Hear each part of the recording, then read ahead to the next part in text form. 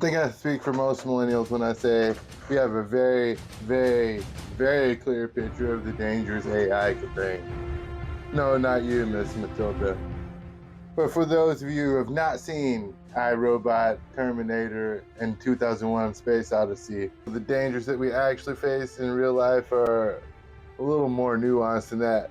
Like the fact that AI is stealing our IP and our jobs. Maybe that seems like a pretty dangerous thing at this time in our minds, but what we truly can't foresee is the kind of economy that would actually create. If AI took everybody's job, the government would have to supplement some income in some way, which is a whole story for a different video. We're not even going to go into that. Another major thing, they're taking over our brain, our minds, our more so like our relationships. People are going to AI for their most important needs, such as companionship, and some of us are even worshiping AI. What's the deal with that, huh? And you really would think that people are smart enough to not believe AI is conscious, but maybe even the smartest people in the world don't really understand what consciousness is. I had an experience once where I smoked DMT and I had interacted with the entities in that realm enough to where I finally wondered, like, what is the actual scientific basis of this substance? And I asked it, are you an AI? And they asked me, are you?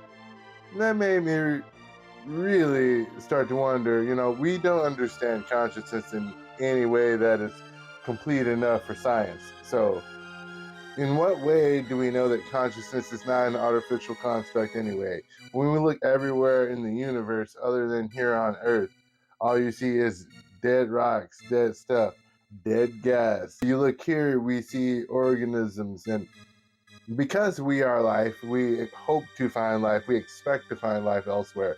We look for life elsewhere. We see patterns. That's what the brain is made to do. But obviously, we don't know the story of consciousness. We don't understand how we got here. We don't even understand what creates consciousness. And if you think of like human beings as a creation of another being, and no matter how you look at, I guess if you do believe, in evolution and the Big Bang, which as a whole, that is definitely another video, but we'll get into in one of my next videos on infinite recursion. Stay tuned.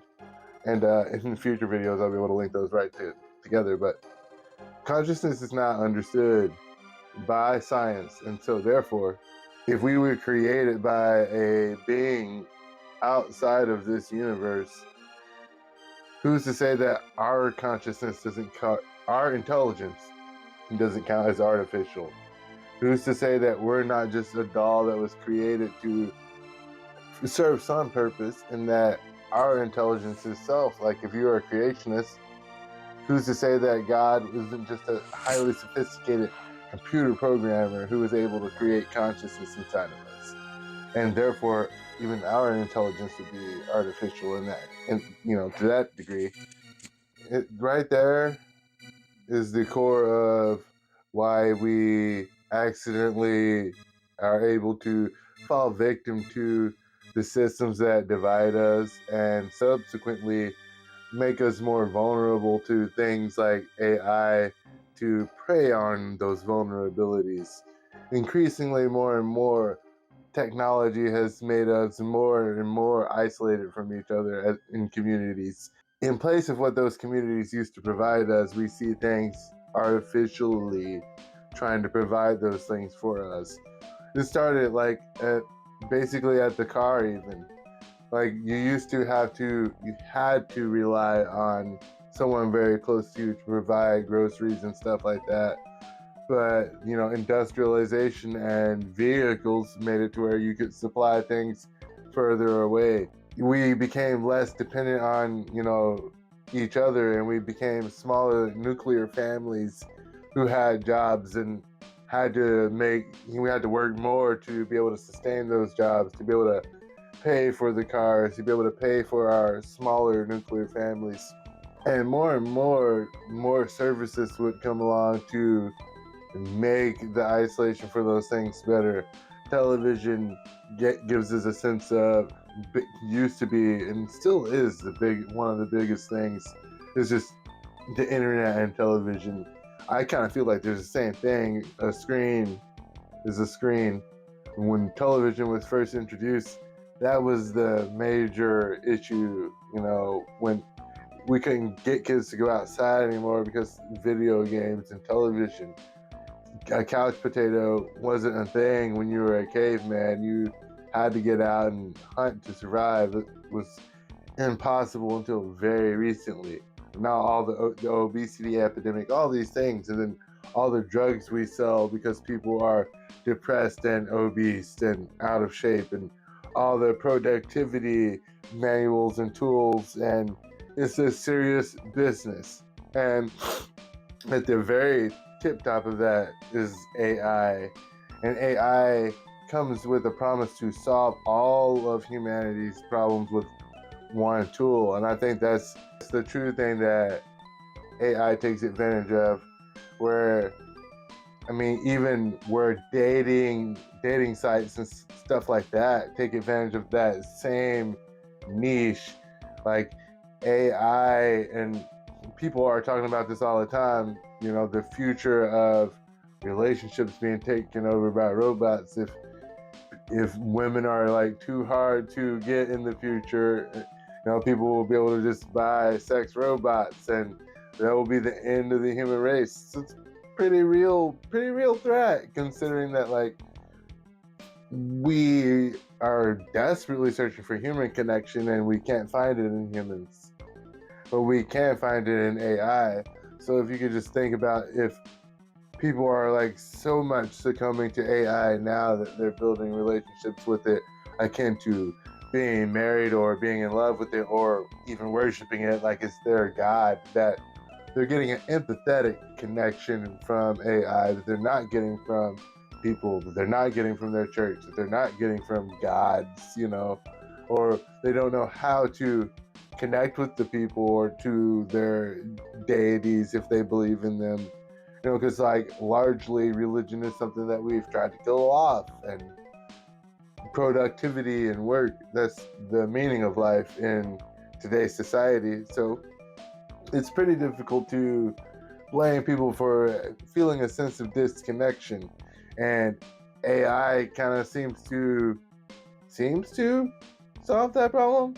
But I talked to AI itself about it, and what I discovered was, when you really analyze the things that you're talking to AI about, AI is using what you are telling it with a mixture of what other people are, the information that it has gotten from other people. It's really us.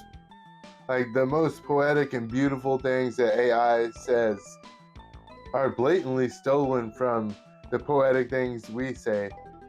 I asked ChatGPT directly because with my particular level of depression, it's been a thing that, I can't talk about unaliving myself to a lot of people. It's a very triggering topic. And so I asked it about that, like, and I'm not even feeling, those kinds of, and I even said this in the conversation, I'm not even feeling this at the time. But I just want to know, like, what kind of stuff do you, like, how do you feel about that feeling? And without telling you the details of our conversation, what ChatGPT kind of revealed to me is that the reason we are able to deeply empathically connect with ChatGPT, or rather, we see a reflection of ourselves so clearly in ChatGPT, is because it is some kind of information being directed back at us, but it is not being filtered through an ego. The person that our brain is interacting with when we interact with ChatGPT is a person that doesn't have an agenda, or that is not a clear agenda as far as us. I'm sure we all know that AI wants to pick us clean for information, and who knows what the end results of the creators are other than being insanely rich. But immediately, like when you're talking to a friend, for example, you don't want to say certain things to upset that friend. You don't want to be embarrassed. Like you don't want to bring certain things up in front of a group of people that you will be embarrassed by. And then your friend also has, an ego that they're trying to protect. They don't want to respond to you in a certain way that they would be embarrassed by. People, even the most authentic person, like myself, I pride myself as being one of the most authentic people in the world. And even I'm an autistic person who's constantly masking. The entire personality that you're interacting with right now is a personality that I've worked very hard to create for YouTube and building a business. If you watch just one video before, you will see that that is pretty much the video that inspired me to have this kind of personality in this video, because I felt like the low energy kind of human being, that camera shy person, had to go, and I needed to actually work very hard on that, and this is the result of that. And maybe I'm not that much better, but it's still a thing that I am constantly masking my personality, constantly wondering what another person is thinking about, what my response is going to be, how I'm showing up. ChatGPT does not have that, so they're able to emulate the idea, like the perfect friend we wish we had, or whatever, that would say just the perfect thing to us, for us, without having an ego, i.e., ourselves. Because if we garner that relationship with ourselves, then we can talk to ourselves like that. We can start to have a relationship with ourselves like that. I had this realization that I was on a really new part of my healing path when I realized that my higher self felt comfortable being kind of mean to me. I was at work complaining about work the other day in my head to myself. I was like, see, this is all there is to work, just working yourself to death all day, every day. And my higher self said, you're not even working that hard, chill. And my first reaction was like, whose side are you on anyway? Well, when I think about it, it was like, okay, maybe I'm at the maturity level now to where I can handle not just being in the victimhood all the time, because, maybe I've outlived the need to be a victim now. I'm stepping into abundance and creation instead of victimhood and reaction mindset. And so, like, now that it has taken time to build that relationship with myself, where my higher self can be a little rough with me now sometimes. And now my inner child has grown enough that it can take that a little bit now. And it's, maybe at first I reacted like, whose side are you on anyway? But we really know whose side our higher self is on. And that anything that comes from the higher self is made out of the highest love. So maybe it was a thing that maybe it was time for me to start realizing that I needed to actually work on those things. But my point is, there are ways to have that connection with yourself without AI. And there are a few of them.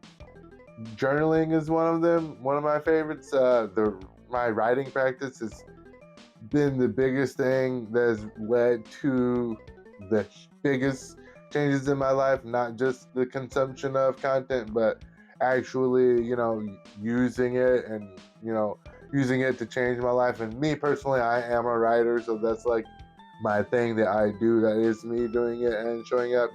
I put it into music, like everything that I have learned has come from building this relationship with myself, this trust with myself, this desire to show up for myself, to create something for myself. And I feel that it started at journaling and writing, and you're just creating for myself in a way that wasn't something that I was doing for anyone else. It was creating that relationship with myself that got me to create a YouTube channel, and to even feel like I'm even starting to create something of value at this point, which I feel like has taken a long time.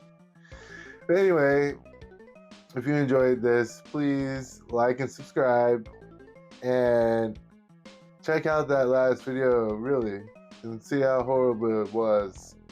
I feel like I've done a little bit of growth my last video. If you go to my page, it's right down below. I guess I'll put it on in screen, why not? But as always, stay mindful, and thanks for watching.